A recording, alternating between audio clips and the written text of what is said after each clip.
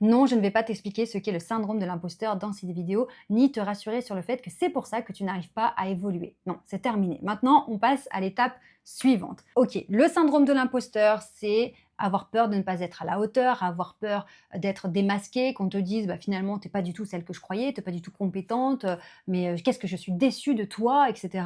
Retourne chez toi, d'accord? Ça, c'est le syndrome de l'imposteur. Et donc, ça t'empêche de réclamer ce qui t'est dû, par exemple, augmenter des tarifs, tu es toujours en dessous du tarif normal parce que tu as le syndrome de l'imposteur, alors que tu devrais être bien plus cher par rapport à ce que tu délivres. Ça t'empêche d'accepter certaines opportunités. On te propose ce dont tu rêvais, mais comme tu as le syndrome de l'imposteur, tu ne te crois pas à la hauteur, tu as peur, donc tu n'acceptes pas. Donc le syndrome de l'imposteur, ça te bloque dans ton évolution.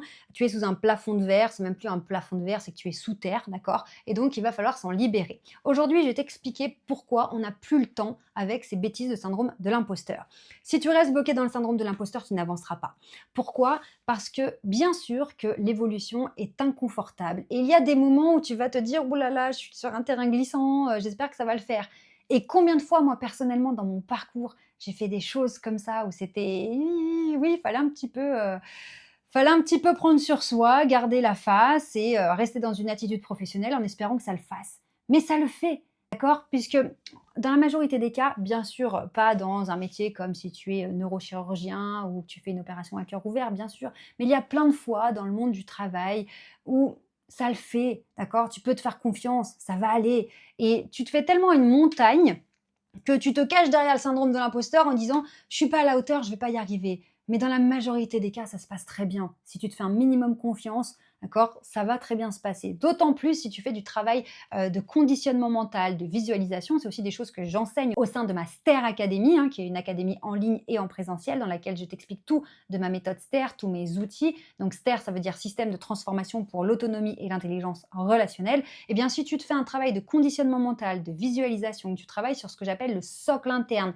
estime de toi, confiance en toi, etc., eh bien, dans la majorité des cas, même si ce sont des opportunités, que c'est la première fois pour toi, que tu n'es pas sûr vraiment d'y arriver parce que tu l'as jamais fait, tu vas réussir.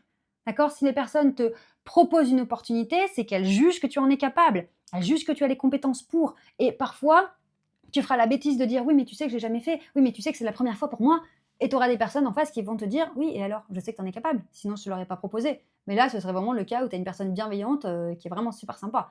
Parce que vraiment, ne te tire pas une balle dans le pied. Ne le dis pas. Fais-le. Et une fois que tu l'auras fait une fois, tu pourrais dire que tu l'as fait. Et ça fera une corde en plus à ton arc. Donc, ce syndrome de l'imposteur, c'est juste un frein que tu dois exploser, d'accord? Puisqu'il t'empêche d'évoluer. Par définition, le syndrome de l'imposteur, c'est d'avoir peur qu'on te prenne pour quelqu'un d'autre, pour une personne qui n'est pas compétente. Mais tant que tu n'avances pas dans l'inconfort, tu peux pas t'améliorer. Tu peux pas devenir compétente. Tu peux pas, puisque tu te freines avec le syndrome de l'imposteur.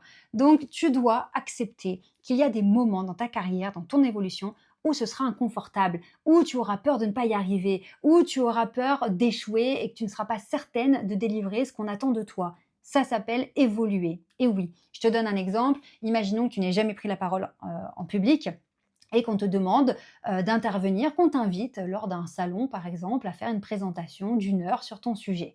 Bon, tu ne vas pas refuser cette présentation que tu attends depuis des années sous prétexte que tu n'as jamais parlé en public. Tu maîtrises ton sujet, tu maîtrises ton expertise, tu es une experte.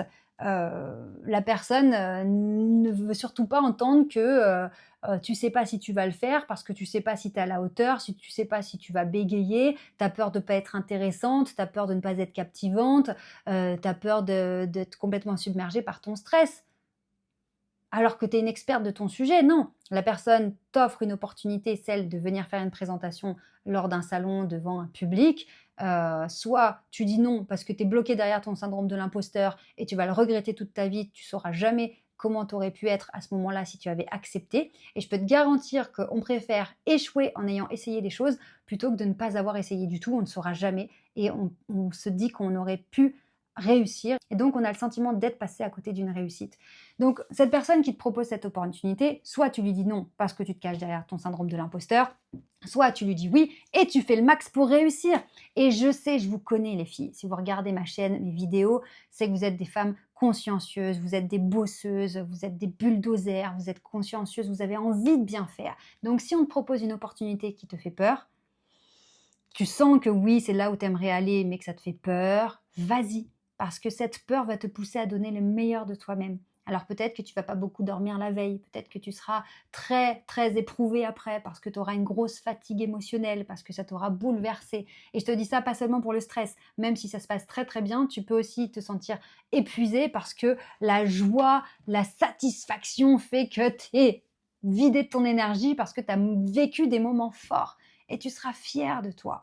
Alors peut-être que la première fois quand tu vas accepter cette opportunité, qui est une grande première pour toi, ce ne sera pas parfait, ce ne sera pas exceptionnel, mais tu auras le mérite de l'avoir fait et tu prendras en expérience pour la fois suivante. Et quand ça fera 10 fois, 20 fois, 50 fois qu'on te demande d'intervenir sur ton secteur, sur ton sujet d'expertise, tu seras parfaite, tu seras un poisson dans l'eau. D'autant plus si tu viens dans mon académie et que je t'apprends tous mes hacks, mes secrets pour réussir en prise de parole, être une superbe oratrice, etc. Donc si tu es consciencieuse et que tu veux réussir, il n'y a pas de raison que tu ne réussisses pas. Mais il faut que tu arrêtes avec ce besoin de perfection, ce besoin d'être rassuré en permanence. L'évolution, c'est inconfortable. Aller chercher de nouvelles opportunités, des clients haut de gamme, premium, plus de visibilité, plus de considération, c'est inconfortable jusqu'au moment où ça fait 30 ans que tu fais ce métier et que voilà, tu es considéré largement comme la référence et que ça ne te fait ni chaud ni froid parce que tu as tellement vécu cette situation, tu es tellement experte que voilà. Mais regarde nos aînés. Regarde une personne qui justement est devenue une experte, ça fait 30 ans, 40 ans qu'elle fait son métier, eh bien, elle est nostalgique de ces moments de jeunesse et d'incertitude quand elle se construisait, quand tout était à faire. Donc arrête de te cacher derrière le « j'ai peur de ne pas être à la hauteur, j'ai peur d'échouer, j'ai peur qu'on me reproche d'avoir accepté alors que j'étais pas au niveau ». Non, si tu as toutes ces peurs, ça va te booster à bien te préparer. Conditionnement mental, visualisation, formation en technique de prise de parole si on prend cet exemple de la prise de parole. Et ça va le faire, tu vas garder la face, tu vas être forte, tu vas avoir un socle interne solide, un mindset béton et tu vas le faire. Et marche après marche, c'est aussi pour ça que ma méthode s'appelle STAIR, comme escalier en anglais. Marche après marche, tu te hisses au sommet. Ok, donc on arrête avec ce syndrome de l'imposteur. C'est bien, on a analysé le syndrome de l'imposteur, on est contente, on a des connaissances en plus, mais on s'en défait très très vite. Ciao le syndrome de l'imposteur, on n'a pas le temps pour ça. Ok, et plus tu vas passer à l'action, plus le syndrome de l'imposteur va diminuer. Pourquoi ? Eh bien parce que tu vas te prouver à toi-même que tu fais des choses. Et en ayant des actions, tu engendres du résultat. Action, réussite, du résultat de réussite, c'est super, tu prends confiance en toi. Action d'échec, tu prends en expérience, donc tu te consolides pour réussir après. Dans tous les cas, c'est bénéfique. Donc on arrête avec le syndrome de l'imposteur, on se booste, on se bouge, on se rend visible, on déclenche des opportunités et une fois qu'on les a déclenchées, on les accepte, ok ? Échec, réussite, on s'en fiche, on y va, on fonce, on passe à l'action et on accumule de l'expérience. C'est comme ça qu'on devient compétente, une experte et une autorité dans son marché. Alors, c'est parti, on y va. Si tu veux tous mes conseils, inscris-toi à la conférence de dimanche soir. Le lien pour réserver ta place est dans la description de cette vidéo. Je vais te donner tous mes conseils, mes secrets. Je vais t'expliquer comment j'ai fait pour mon parcours personnel pour justement avoir ce mindset béton qui fait que même si j'ai peur, même si j'ai jamais fait, j'y vais quand même. Tu vas voir à quel point tu peux toi aussi te booster et aller beaucoup plus haut que ce que tu t'étais imaginé au départ. Et puis si tu veux un rendez-vous en one-to-one avec un de mes success managers, profites-en tant que c'est offert. Tu pourras à ce moment-là faire le point sur ta situation, sur ton activité, voir ce qui te bloque encore, pourquoi tu n'arrives pas à avancer, à évoluer, à être vraiment une autorité dans ton domaine. Et puis on va pouvoir te dire sur quels axes tu dois absolument travailler, quels sont les points urgents à travailler pour enfin pouvoir rayonner à hauteur de ce que tu souhaites. Et puis si tu veux des renseignements sur la STAIR Academy, mon académie en ligne et en présentiel, dans laquelle je t'apprends tout ce que tu dois savoir, tous les paramètres pour devenir une femme confiante, convaincante et charismatique, eh bien tu pourras aussi poser toutes tes questions lors de ce rendez-vous en one-to-one. Réserve bien ta place pour dimanche soir. On se retrouve donc en direct à partir de 20 h. Et puis je te dis à tout de suite pour une autre vidéo. Pense bien à t'abonner à la chaîne, évidemment. Ciao!